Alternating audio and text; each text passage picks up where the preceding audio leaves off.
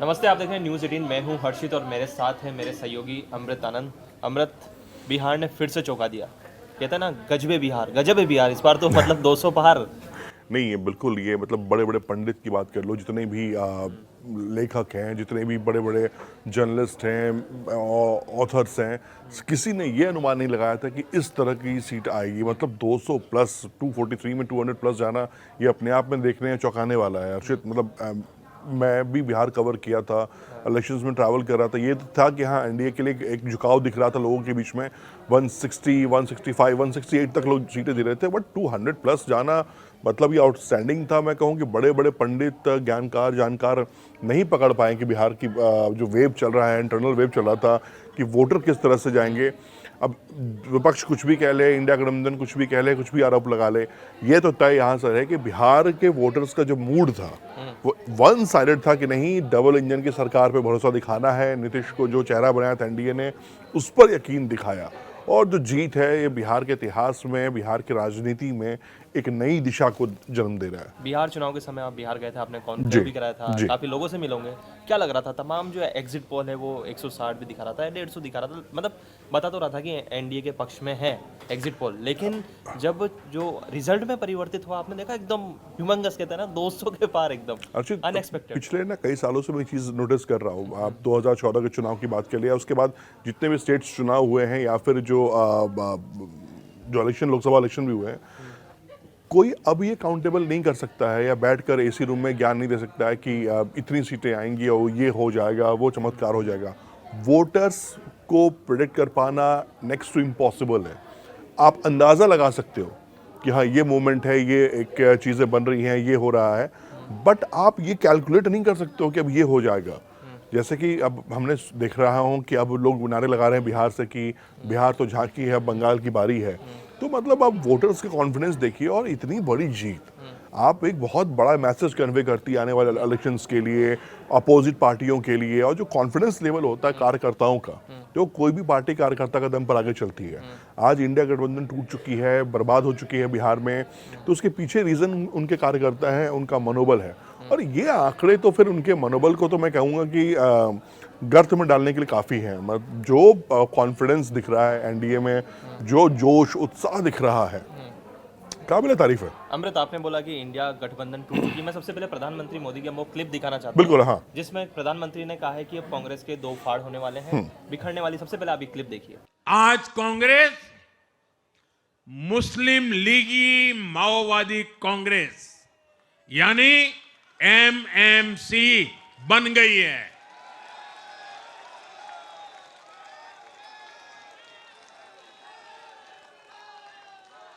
ये कांग्रेस मुस्लिम लीगी माओवादी कांग्रेस है, ये एमएमसी है।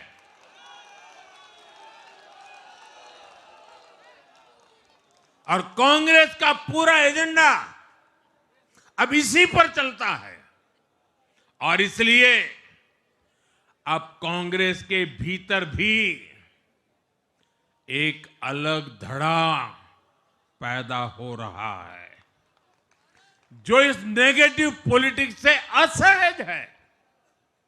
ये जो कांग्रेस के नामदार हैं, ये जिस रास्ते पर कांग्रेस को लेकर चल रहे हैं, इसके प्रति घोर निराशा, घोर नाराजगी अंदर ही अंदर पनप रही है। और मुझे तो आशंका है, हो सकता है कि आगे कांग्रेस का एक और बड़ा विभाजन हो। अमृत, जैसा कि आपने देखा कि क्लिप के अंदर जो हमने दिखाई है प्रधानमंत्री मोदी का वो बयान, जो हाँ। बिहार जीत के बाद सबसे पहले उन्होंने कहा कि कांग्रेस अब पहले वाली कांग्रेस नहीं रही। कांग्रेस के अंदर कुछ लोग ऐसे हैं जो नाराज है कांग्रेस से ही, वो परिवारवाद की बात भी कर रहे हैं। कह रहे हैं कि वो कांग्रेस का विभाजन होने वाला है बहुत जल्द। यार, आप एक मीम चल रहा है, हमारे कलीग ने एक मीम दिखाया था मुझे कि एक गाड़ी है महिंद्रा की, 7 सीटर, उसमें भी कह रहे हैं कि यार कांग्रेस की जितनी सीटें आई हैं उससे ज़्यादा सीट तो इस गाड़ी के अंदर है। तो एक लोग तंज तो बिल्कुल कस रहे हैं। और देखिए, कांग्रेस में एक सिंपल सी बात हो गई है, राहुल गांधी वर्सेस प्रियंका गांधी की लॉबी शुरू हो चुकी है।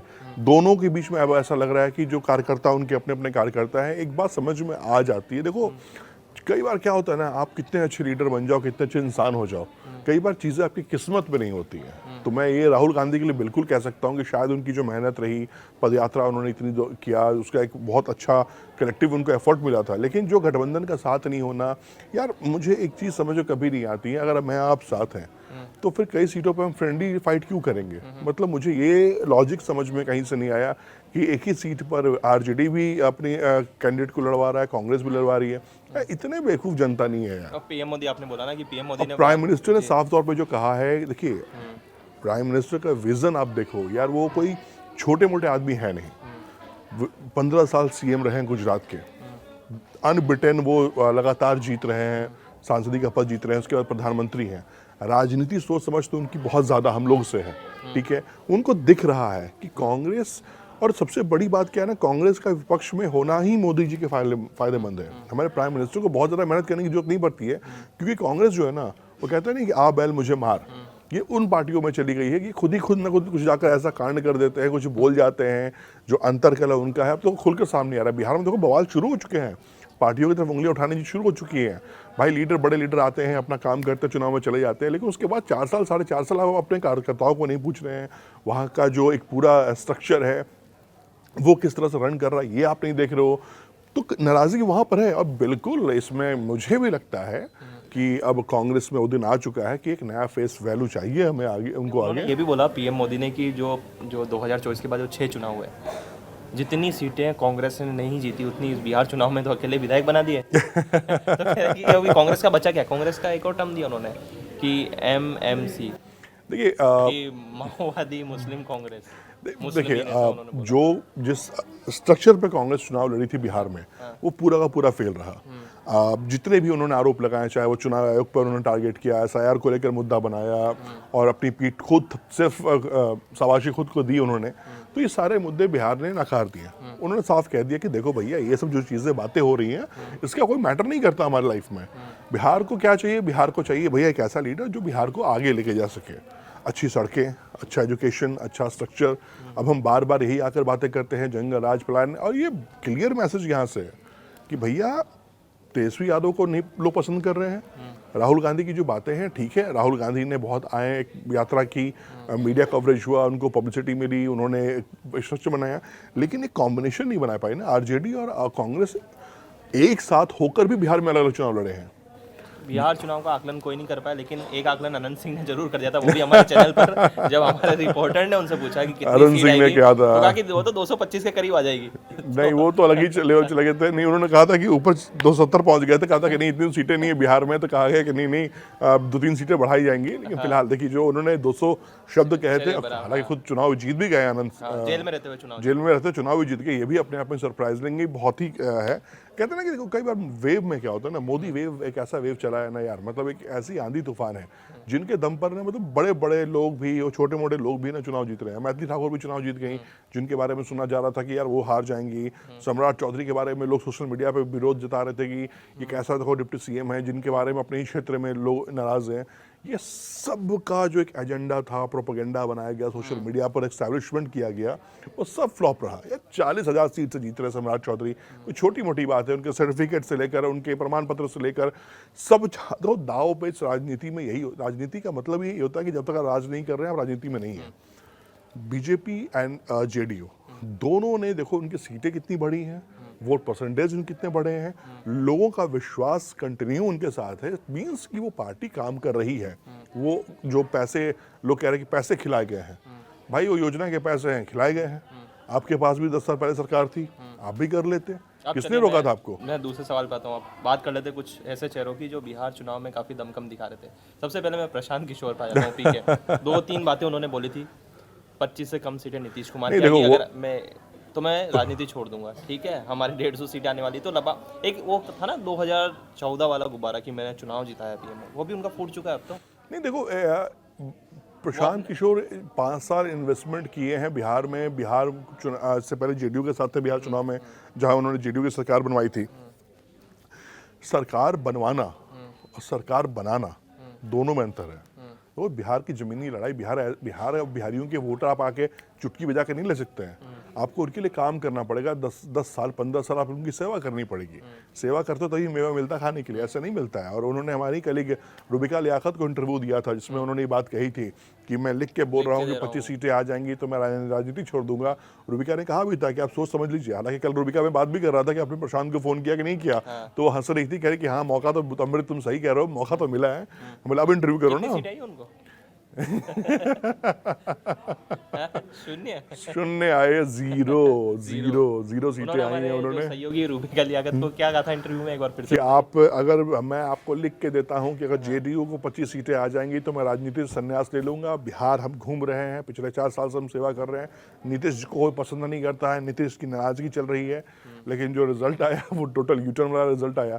अब मुझे तो प्रशांत किशोर के नजर नहीं आ रहे हैं। उनकी जनसुराज पार्टी जो मोटिव लेके चली थी, उस मोटिव को उन्होंने सक्सेसफुल नहीं हो पाया। तो मैं तो यही कहूँगा कि देखो यार, बिग पिक्चर में अगर हम गेम देखें तो बिहार को इस बात को समझ में आ चुका है कि यार देखो, अब हम आरजेडी के साथ जाएं या उसके साथ जाएं फायदा नहीं है। केंद्र में सरकार उनकी है, जेडीयू के सरकार में साथ रहेंगे, दोनों पार्टियां साथ है। और बम्पर जिस तरह से 2 बजट में गवर्नमेंट ने पैसे दिए बिहार को इम्प्रूवमेंट के लिए, तो वो चल रहा है। ये ऐसी भारतीय जनता पार्टी ने ऐसी कौन सी सोशल इंजीनियरिंग करी, मतलब अनएक्सपेक्टेड है ना? 202, मतलब किस तरह से इन्होंने काम किया होगा यार? उन्होंने ना दिल टच किया बिहारियों आप तो का। बिहार से आप जानते हैं कि मतलब कैसे उन्होंने, एक तो शराबबंदी का भी फैक्टर आ गया जो महिलाओं बहुत बड़े फैक्टर है यार। देखो, जो बेचारी महिलाएं जिनका घर नहीं चल पा रहा था, जिनके लोग कमाई करते थे कुछ रुपए और बच्चे पालने की जगह वो शराब पी रहे होते थे। अब प्रशांत किशोर चौड़े में कहते हैं हम तो शराब खुलवा देंगे। खुलवाओ भैया शराब, आ गया तुमको सीटें। एक बोतल के खरीदने की तक सीटें नहीं मिली तुमको कि तुम बिहार में कुछ कर पाओ, बिहार में विधानसभा में अपना विधायक बिठा पाओ। एक बात समझनी बहुत ज़रूरी है, 10-15 मूवमेंट के लिए कैमरे पर कुछ बोलने के लिए आपको ज़रूरी नहीं होता है। एक बिहार में बिहारी जो औरतें हैं जिनके पास पैसे नहीं थे, उनके पास खाते में पैसे जाना, उनको एक भविष्य दिखना कि हाँ मेरे पास 10,000 रुपये आ गए हैं, मैं इस 10,000 का 11,000 बनाऊंगी अगले महीने। धीरे धीरे धीरे बूंद बूंद सागर भरता है। 1-2-3 आप फैक्टर बता दीजिए हमारे दर्शकों को, ताकि पता पड़े मतलब कि क्या क्या जो महिला फैक्टर जनता को कैसे मतलब एनडीए ने खींचा अपनी ओर। एक बात तो मैं आपको पिक्चर में क्लियर कर दूं कि मैं हूं या कोई और भी हो, देखो जितनी बातें आप करना चाहो कर सकते हो, लेकिन बिहार में जो सीटें आई हैं इसका एग्जैक्ट कैलकुलेशन क्या है ये कोई नहीं बता सकता। मैं आपको लिख के दे सकता हूँ। हाँ, हर कोई के अपने अपने दावे वादे हो सकते हैं। मेरा एक गणना है जो मैंने घूमा, मैं रुबिका के साथ शो किया, मैं प्रतीक के साथ शो कर रहा था, तो मुझे जो आइडिया लगा मुझे वहाँ जाने के बाद, समझने के बाद कि महिलाओं का एक पॉजिटिवनेस आना, फैक्टर तो महिलाओं का है। उनका घर मैं नहीं, शराबबंदी के साथ साथ जो 10,000 रुपए अकाउंट में गए हैं उनको ये नजर आया है। बहुत बड़ा फैक्टर है यार। मतलब अब मुझे कुछ काम करना है, मैं काम करना चाह रहा हूँ, लेकिन मेरे पास पैसे नहीं है, मैं वो काम कर ही नहीं पा रहा हूँ। लेकिन सडनली मुझे सरकार ने कहा ये 10,000 रुपए लीजिए और अपने जो सपने देख रहे हो उसको साकार करो। और जब हम आज की हम बात करते हैं कि महिला पुरुष दोनों साथ साथ चलने को तैयार हैं, तो मैं कह रहा हूं कि भैया बिल्कुल होने चाहिए। और मेरे अकाउंट में कल को सरकार मुझे भी अगर किसी पुरुष को 10,000 रुपये देती है और मैं सोच रहा हूं कि मैं कुछ धंधा करूं, मैं कुछ करूं, उसके लिए पैसे कहाँ से लाऊंगा, तो ये 10,000 रुपये आपके किसी और के लिए छोटी मोटा अमाउंट हो सकता है, लेकिन एक फैमिली के लिए ये एक ड्रीम कम ट्रू है कि मेरे पास पैसे आ गए हैं। अब इन पैसों से मैं बच्चों की 1-2 महीने की स्कूल फीस भर सकती हूँ, मेरे पास जॉब सिक्योरिटी है कि मैं एक धंधा शुरू कर सकती हूँ, मैं चाय की दुकान लगा सकते हैं, 2-3 हज़ार खर्च करके इस पैसों को मैं आगे बढ़ा सकते हूँ। तो ये मैं कहूँगा सबसे बड़ी बात ये रही। शराबबंदी क्लियर है, मैसेज की शराबबंदी है तो है।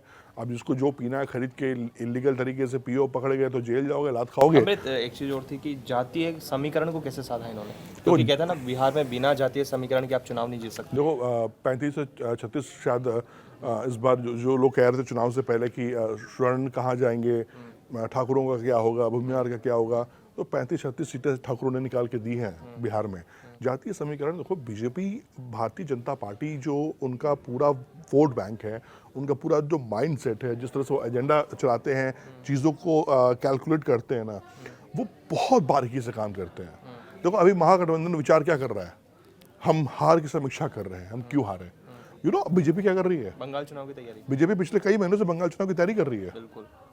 उनका ग्राउंड रिपोर्ट रेडी हो रहा है बंगाल चुनाव में कि हमें कहाँ पे समीकरण बैठाना है, किन जिलों में जाना है, कहाँ हमारा नेतृत्व कमजोर पड़ रहा है, किन किन नेताओं को कहाँ कहाँ की ड्यूटी लगानी है। ये उनका एक्सेल सीट रेडी हो गया है। और जब तक ये कांग्रेस वाले जागेंगे, जब तक ये चीज़ें होंगी कि हम जाएंगे, फिर उतने देर में तो ये फिर बंगाल से निकल के साउथ घुस जाएंगे बीजेपी वाले। आप देखो राजनीति में मोदी और बीजेपी इन दोनों को हराना अभी जो मुझे सिनेरियो नजर आ रहा है, इतने रिजल्ट के बाद मैं बोल रहा हूँ, नेक्स्ट इम्पॉसिबल मुझे लगता है। तो बीजेपी का बंगाल में पिछले चुनाव हार गए, लेकिन इम्प्रूवमेंट आया, लोगों को लगा कि नहीं इस पार्टी में शक्ति है, ताकत है, ये उभर सकती है। मुझे ये चीज़ बिल्कुल समझ में आ रही है कि आने वाले बंगाल चुनाव में मैं और हर्षित आप दोनों बात कर रहे होंगे कि अमृत यहाँ भी एक सरप्राइजिंगली अगर जीत गई भी भाजपा, जीतना बहुत ज़रूरी है, डबल सरकार वहाँ बननी भाजपा की बहुत ज़रूरी है। भाजपा जिन जिन जगहों पर रही है, देखो करप्शन, लोगों का काम करने का तरीका सलीका, इस पर आप उंगली उठा सकते हो, क्योंकि इसका कोई प्रूफ देना आपको नहीं होता है।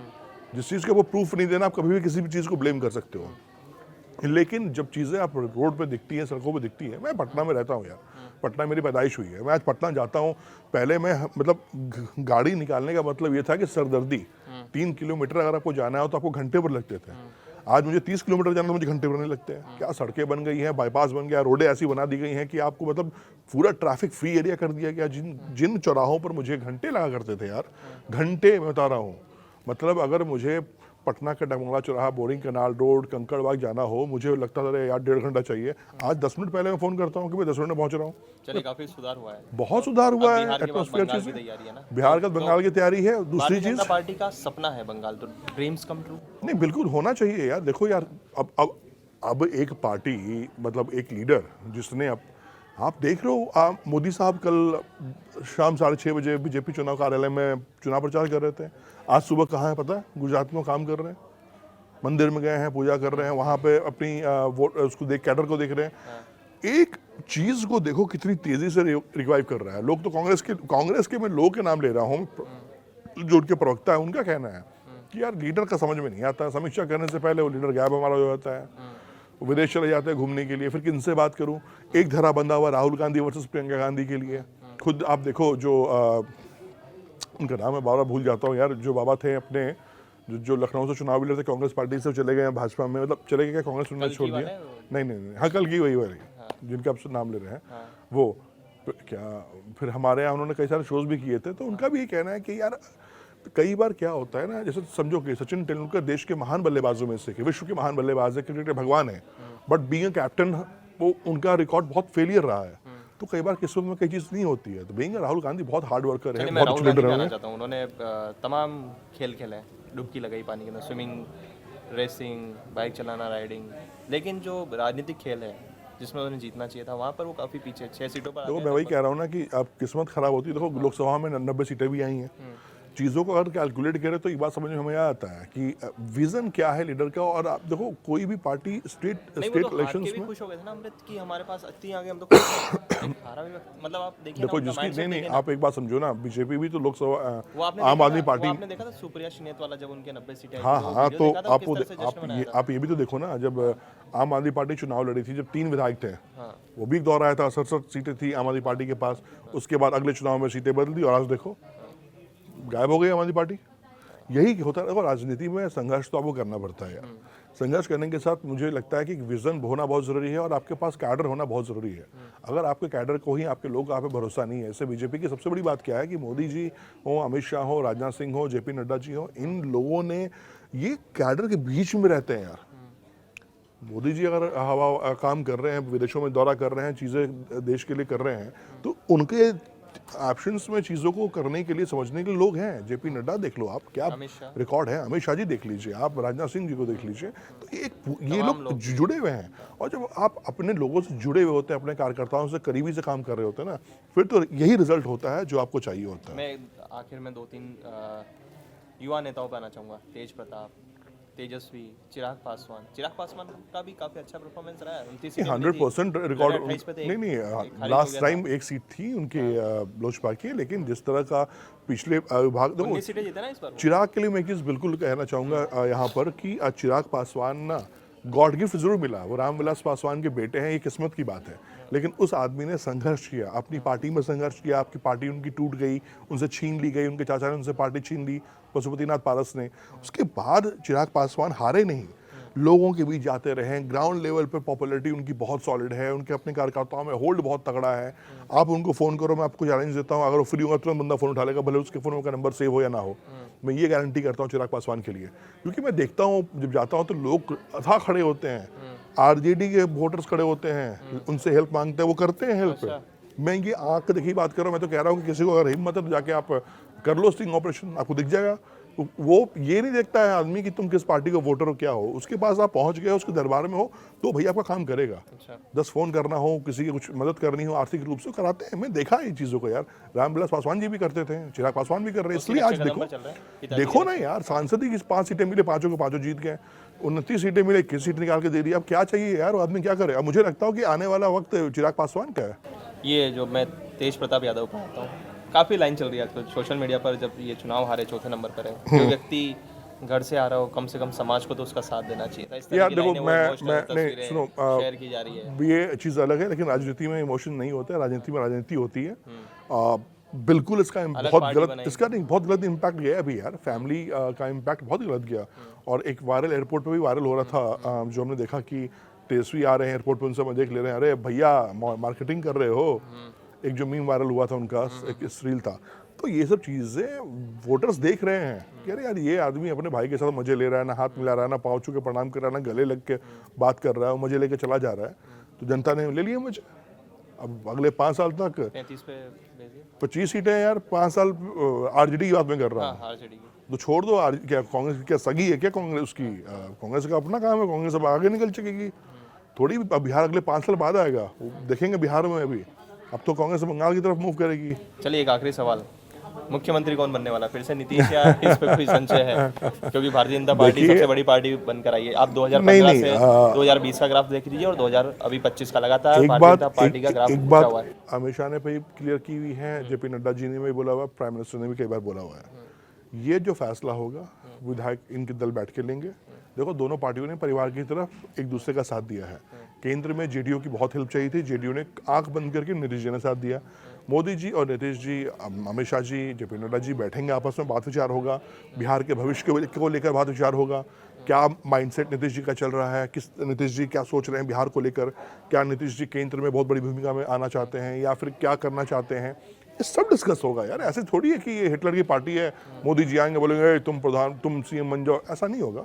बैठेंगे, मीटिंग्स होंगी, विचार होगा, अगला 5 नहीं होना चाहिए। देखो अब क्या होगा, नीतीश जी होंगे, मोस्ट वेलकम।